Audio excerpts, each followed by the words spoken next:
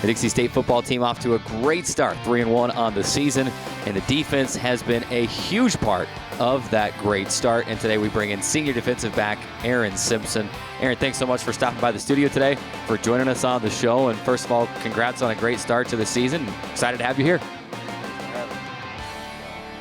So as we mentioned, the defense has been a huge part as we just dive right into the meat of this interview. We only got 15 minutes, so we're going to rock and roll here.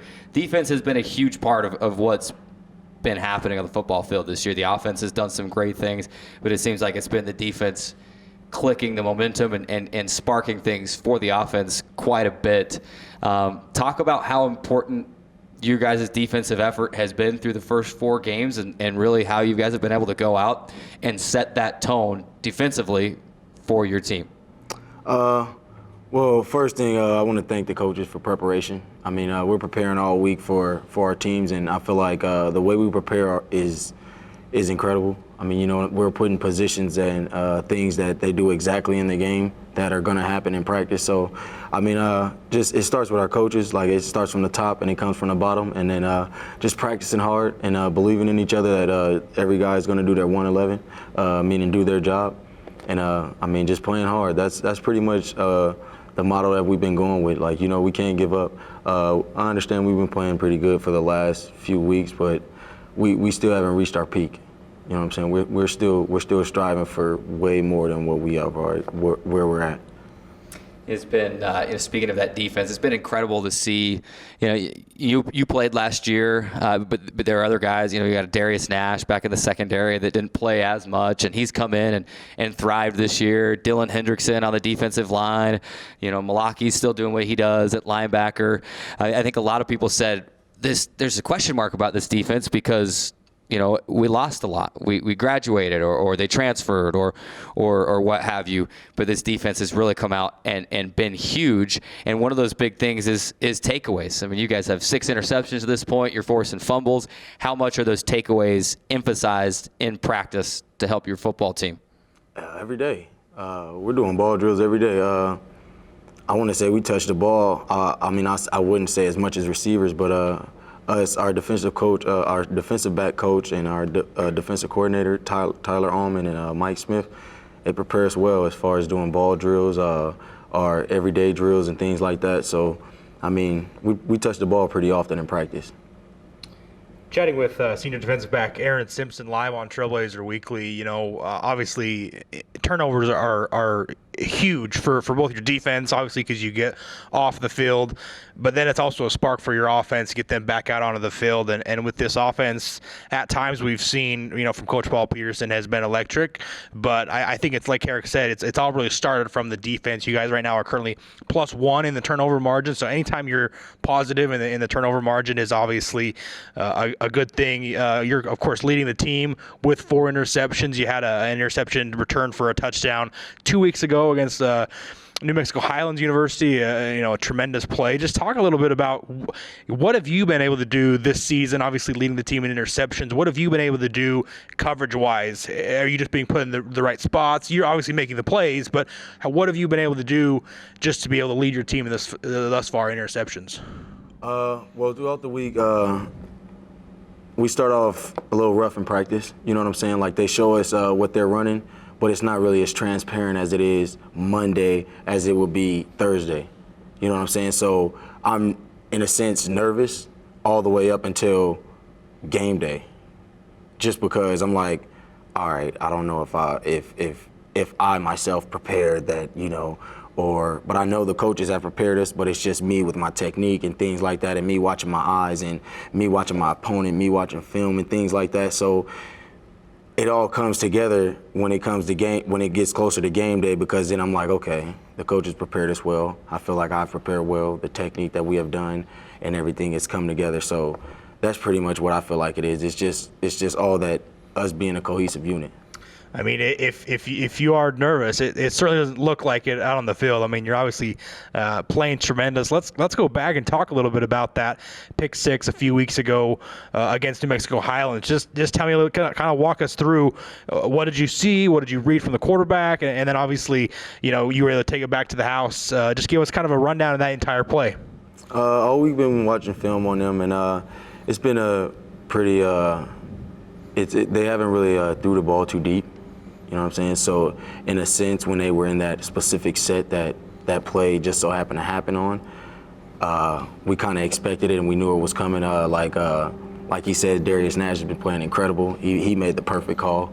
You know what I'm saying? He's our quarterback on the field, so he made the perfect call to put me in a position to break on the ball, what we call trigger. So I end up triggering, and man, God ended up blessing me to get to the end zone. My boy Samote made an incredible block, and then from there on, it was just a touchdown from there, and I appreciate it. Appreciate guys in front of me. The D-line made it easier because they got there in a quickness.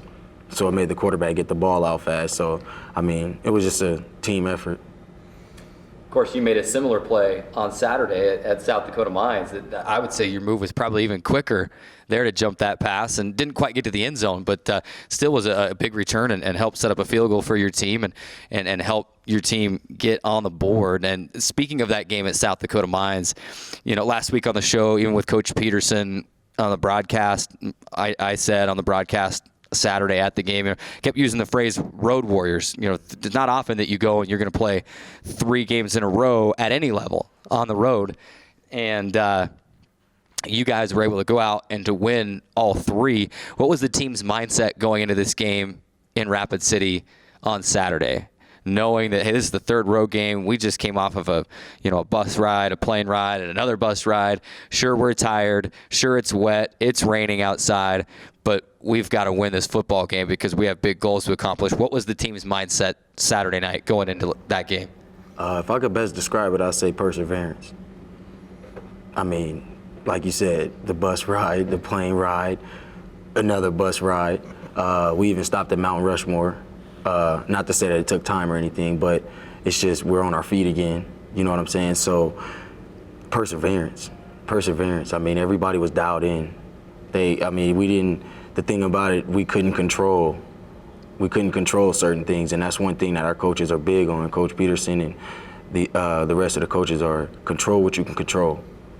Well, it seems like I like you using that word perseverance because it seems like there's been moments in every game so far this season that you've had to persevere. There's been, at Fort Lewis, you go down into halftime down by 2 scores, and you come back and have a huge second half and win the football game. And then it's not as big of a deficit on Saturday, but you're down 10-6 going into the halftime break. And I know that game probably felt like, what, we're losing? Because Dixie State played good football in the first half, but you go down 10-6 at halftime.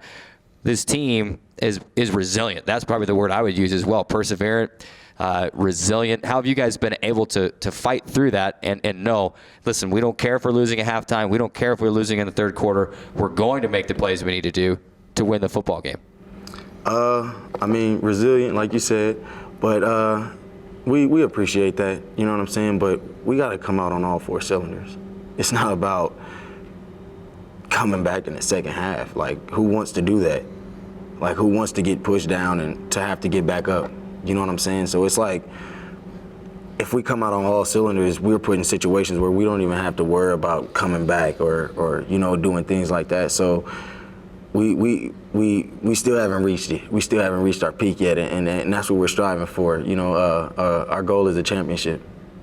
So we got to play like a championship team, and a championship teams play 1st, 2nd, 3rd, 4th, overtime until Christmas. Chatting with senior defensive back Aaron Simpson live on Trailblazer Weekly as we get a little bit more of a peek behind the curtain into Aaron's season so far and the team's 3-1 start. Obviously out on the road 3 games. Even I don't care who you play. If you play 3 games on the road and you win all 3, it's impressive. And now obviously kind of the narrative changes a little bit. You have 5 of your next 7 at home. How does the mindset change, if at all, from playing out on the road, from playing at home? Obviously, you go out on the road, you got to know you got to be sharp, you got to play your best game because winning football games on the road is incredibly difficult. Obviously, you can't ease up now that you're playing at home, but does the mindset change at all now that you're playing 5 of your next 7 at home? Well, first off, we're 0-1 at home. So technically, we haven't held down the fort. So if you ask me, the mindset has to change. Yeah, I mean, we're road warriors, but we got to stop people from coming in our house. You know what I'm saying? And like we said, we got to focus on Black Hills.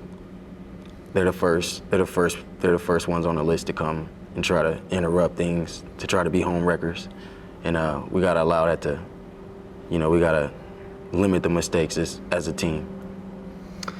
Aaron, you're obviously in your senior season here at Dixie State. Obviously last year as a junior had a lot of good memories, and so far this season you guys are off to a good start. Just talk to me a little bit about what you have learned in your career as a football player last season at Dixie State, going into this season. Kind of what has made you grow as a football player, as a person, as you play your senior season here at Dixie State. Well, first off, I like to thank God because I'm blessed to even still be playing. It's been a long journey for me, and I'm blessed to even have a senior year, unlike some guys. So that's the first thing. And the difference is maturity. That's what I could say. I could say the difference is maturity. Not that I wasn't mature last year, but there were things that I didn't see that I see now, and things that affected me last year that I won't allow to affect me this year. So the best thing I could say is maturity, and maturity for not only myself, maturity for guys that I've seen it in. Darius Nash himself, very mature. Anthony Yarbrough, the guys that have matured from last year, and like you said, Dylan Hendrickson. It's so many guys I can name, but the main word I could say is maturity. The guys that matured from last year, we've accepted a situation that we didn't know what was going to happen. You know what I'm saying? So now we're taking it in, and we're the way we're moving is a mature way. We're moving as men, I would say.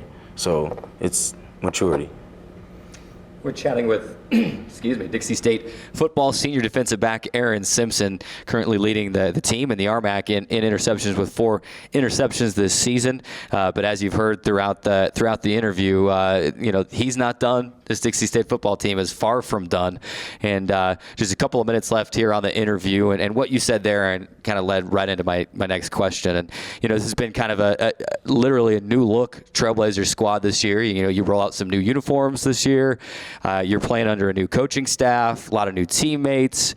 You just mentioned the maturity and the things that the team has had to go through and to grow through, as playing under this new coaching staff. What have you been able to learn from these new coaches? Not only a new head coach, but a new defensive coordinator, a new position coach, and Mike Smith. What have you been able to learn from this new coaching staff that has helped you improve as a football player out on the field? Well, I wouldn't even say as a football player, because that's besides the fact, because it's not about that. These coaches have, not saying that the last coaching staff hasn't, but this coaching staff has definitely allowed us to walk the straight line as men. It's certain things that we can do, that we have to do now.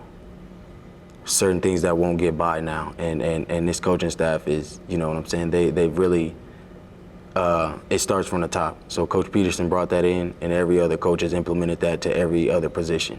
So it's just us being men. It's not about football players. It's talking to them. Sometimes you'll forget about it. You know what I'm saying? You forget about football, and it's more about, come on, man. You know, what are you going to be after football? Like what's next? So that's a big thing that me as a man that I appreciate and I like. Of course, always hard to talk about, but you wearing those wristbands on your wrist there, and you got a good friend and brother and Abraham Reinhardt watching over this team as well, and you just talk about how you guys are trying to honor him and play for him this season. As that was another one of those new coaching staff, and then you lose a brother right into spring practice. Talk about how you guys are trying to honor him this season, and you're wearing stickers with his name on the back of your helmets. You're wearing the wristbands, and we can all feel his presence with this football team. How are you guys trying to honor him and play for him this year? As a team, I wouldn't even use the word honor. He's still here.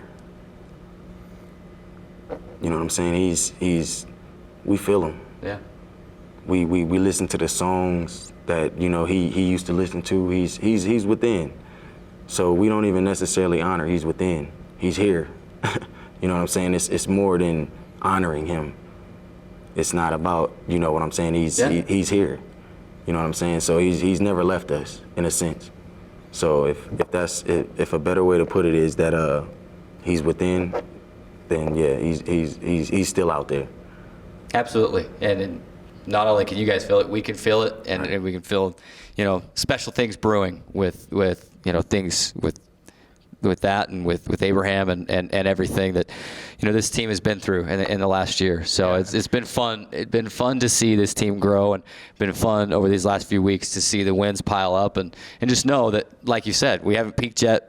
Big things to come still. Not only that, you know, of course, you guys on the defensive end, I'm sure making Abraham proud with your play over the last 3 games, and you know, all season obviously, but the last 3 games specifically. And I know he'd be looking down, and he'd be certainly proud of this defense the way they've been playing the last couple weeks. So. Right. Yeah, most definitely. Long live Abe. Am I down? He's senior defensive back Aaron Simpson joining us here on Trailblazer Weekly. Our time is just about run out. Want to ask you, kind of put you on the spot just a little bit. You've been playing football a long time. It's probably hard to think of on the spot, but do you have a favorite football memory that you think back on? Man, that was fun. I'm sure, like you said, it's a blessing to strap on the helmet every single day and to still be playing and to still be making those memories. But are there a memory or two that maybe jump out at you as you look back over your football career through college and high school and youth leagues? Yeah, most definitely. My first championship I've ever won was with my younger brother, and that's the first time we ever played football, which was with each other, which was 2014 at Mount Sac.